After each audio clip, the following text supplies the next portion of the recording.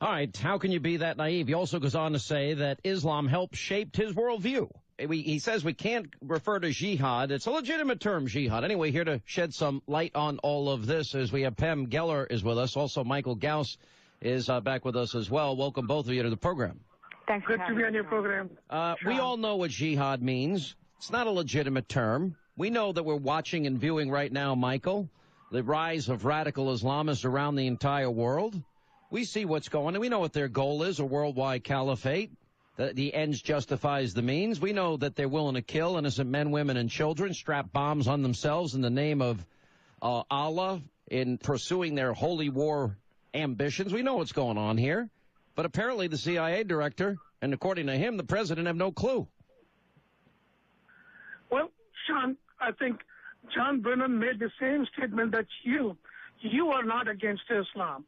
I know there are a lot of people who think you're anti-Islam. You are not against Islam, but you're against those radicals that are staining the name of Islam. John Brennan made about the same statement. Not really, because I don't believe that jihad is a legitimate term that means to purify oneself. We know jihad is holy war against the infidels. The infidels are those that don't believe in Islam.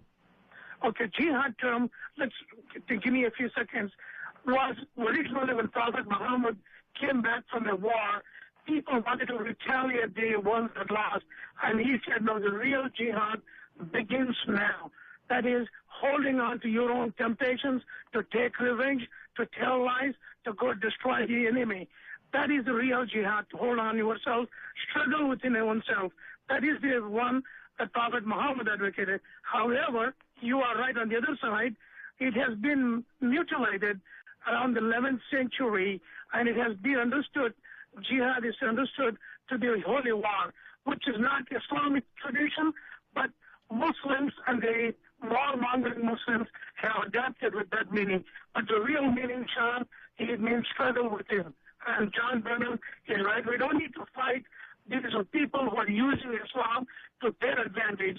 We need to fight against those evil people rather than fight against Islam. Nobody's fighting against Islam, but I'm looking at North Africa and Libya and Nigeria and Syria, and I'm watching Adolf Jr. Ahmadinejad meeting with... Is that funny? Well, he is. Adolf, I mean, you call him Adolf. Adolf Jr., well, he wants a modern-day Holocaust. He says it repeatedly, that he wants to wipe Israel off the face of the earth. So we have Adolf Jr. Ahmadinejad meeting with the 9/11 truther, terrorist himself, Mohammed Morsi, and we're so stupid, we're giving this guy F-16s, and we're giving him tanks, and we're giving him $1.5 billion taxpayer dollars, and that's all money and military equipment, Pam Geller, that he's going to use against Israel one day. Well, first, I'd like to address Mr. Gouse's contention that jihad is a struggle in life. Life is a struggle. It's a particularly disingenuous and bizarre argument when we know that jihad is holy war, and the third stage, and the stage that abrogates the two prior stages in Islam, offensive jihad, is war in the cause of Islam. And the idea that Khalid ibn al-Walid, Saladin, Mahmud the Conqueror, Tariq ibn Zayed, and the rest of the Islamic conquerors through the past 1,400 years got it wrong is particularly disingenuous, and it's insulting to the intelligence of the West. Even Reliance of the Traveler, Mr. Ghouse, the most widely accepted Islamic manual in English, and by the way, sanctioned and approved by Al-Azhar University, the leading Islamic university in the world, has said straightforwardly that jihad means to make war against non-Muslims. The question is Brennan clueless or complicit?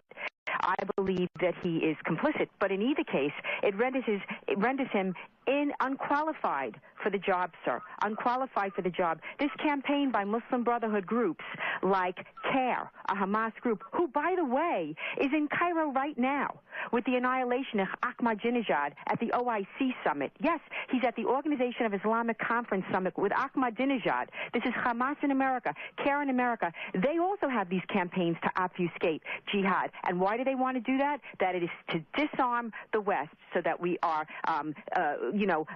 unarmed and incapable of intellectually fighting this battle. Jihad means one thing, and they do not have it wrong, Mr. Ghouse.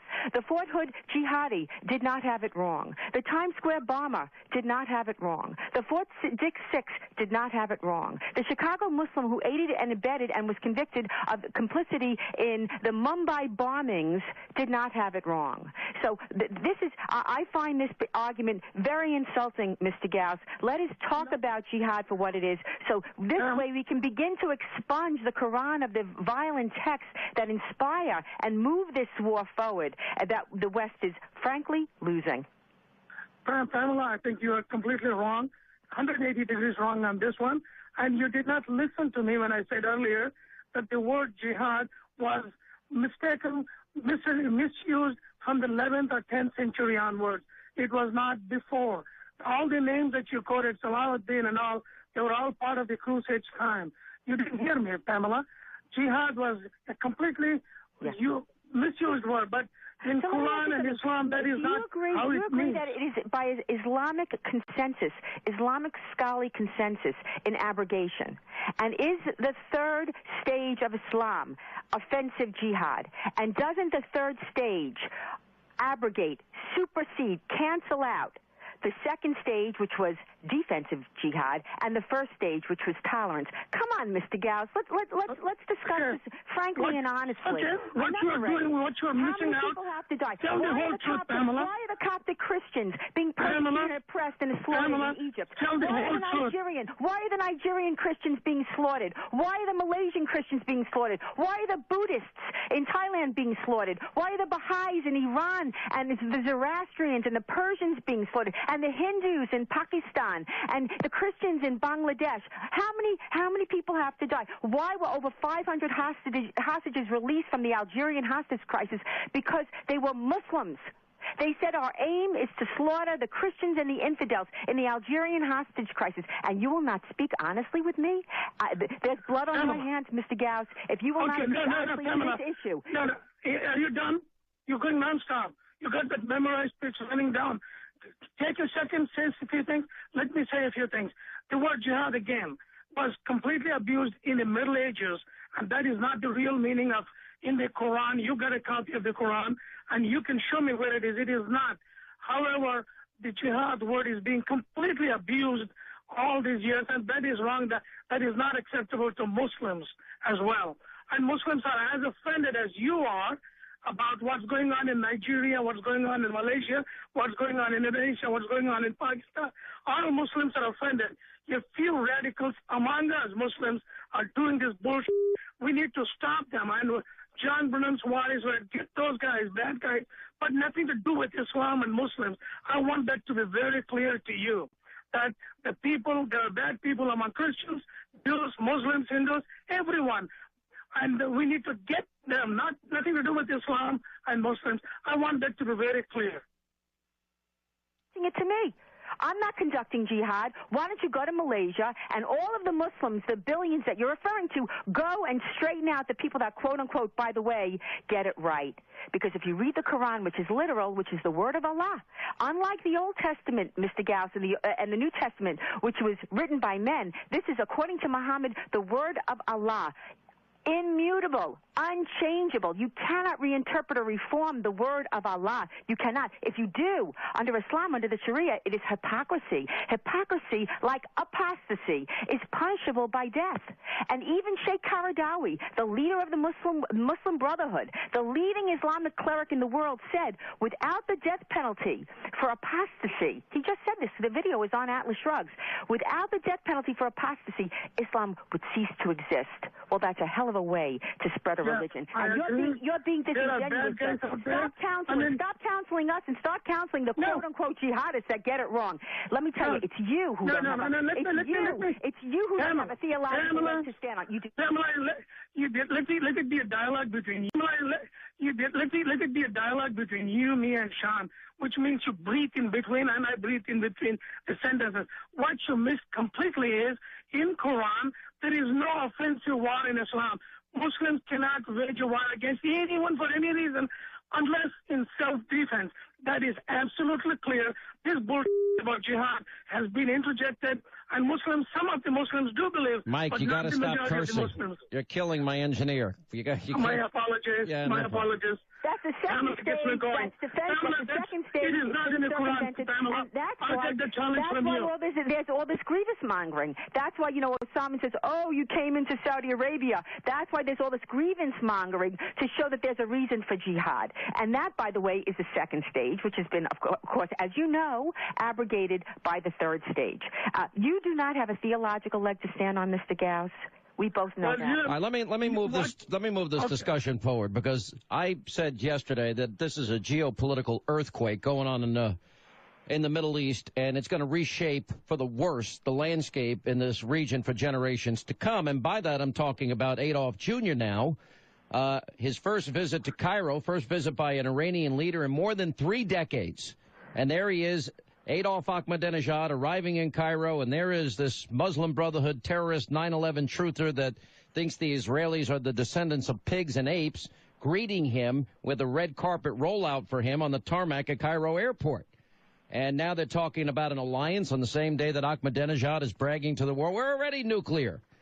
Now, what I'm not hearing from hardly anybody, Mike, in the Muslim world, I don't hear condemnation of these two guys. And how stupid is this country to give this Muslim Brotherhood 9/11 truther that hates America and Israel F-16s that we're paying for, tanks that we're paying for, and billions of taxpayer dollars? How stupid is that? I agree with you. That is dumb and stupid. Who are they going to fight with the F-16? Israel is their only supposed enemy, which they don't. Which Morsi said he's not going to fight with Israel. He's going to honor the accord that was signed 30 years ago. Why do they need the F-16? And I don't understand. That is wrong and dumb for us to give them. Instead, we should help create jobs and do something which is more productive. This is the dumbest thing. Second thing, Ahmadinejad has made something very different. He said he's not going to fight with Israel. He's not going to bomb Israel. Stop it. He's repeatedly said they're going to wipe Israel off the map. Whatever he's saying now is for public consumption. We know his intentions and his actions. He mentioned Zionist very clearly. It was not Israel. But no, hang on a second. You cannot see this, Pam, in isolation here, because you've got the Middle East, you got North Africa, the entire region is spinning out of control. Syria in its third year of a bloody civil war. You got terror groups like Hezbollah. They're now being empowered. Libya is unstable. Al-Qaeda is now putting down new roots in these failed states. Things are worsening in Pakistan, which is nuclear armed. The Taliban's making a comeback in Afghanistan. Iraq is deteriorating and becoming radicalized. And I can't think of a positive development in the entire region. You couldn't be more right. It is the rise of the global jihad. These are jihadist revolutions in Egypt, in Tunisia, in Morocco, in Libya. And I have to make a point about Africa, North Africa, yes. Middle East. It's everywhere. It's the rise of the radical Islamists. I have to make a point about Iran and Egypt. Got 20 seconds. Iran and Egypt have been at odds for years because of the Sunni-Shia divide and the Camp David Accords. They can only and will only unite on the hatred of Israel and the hatred of the West and for plans to go to war with Israel. That's a fact. Last question, Mike. Who was right? Who was the only person in the media that was right on the Arab Spring? That's you, Sean. Yeah. Okay. And I wish I was wrong, and I wish I was wrong on this, but I'm right on this too. I grudgingly acknowledge that, and I got to run. You're right sometimes. I'm right sometimes. Even a blind squirrel occasionally. All right. Quick break. We'll come back.